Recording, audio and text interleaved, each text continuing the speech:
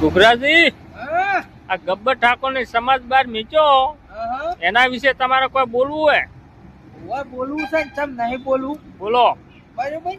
હવે શું છે કે હીરો તો બિચારો તો ગરીબોના ઘરે બનાવે છે, ગરીબોને આગળ લાવે છે, બરાબર. ઘણા સારા કાર્ય કરે છે ગબ્બર ઠાકોર કરે, બરાબર. તારે જેમ કોઈ એમ નહીં એને એવોર્ડ આલવા આવતા કોઈ કે તે સારું કામ કર્યું છે, બરાબર. અને બીજું કે એનો તો ખાલી વરઘોડું જ કર્યું છે, વરઘોડું હે, તો એને સમાજ બહાર કરી દીધો. તો અમુક માણસો નોમ નહીં લેતો અને નોમે લેવામાં આપણે કોઈ શરમ આવતી નથી, બરાબર.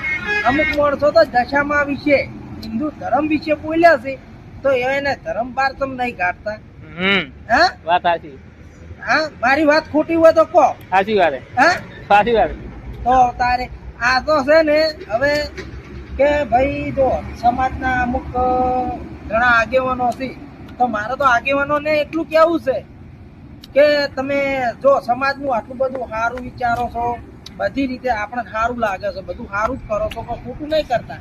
પણ અમુક આપણી બેન દીકરીઓ વિધવા છે, આપણા સમાજમાં વિધવા બેન દીકરીઓ છે, તો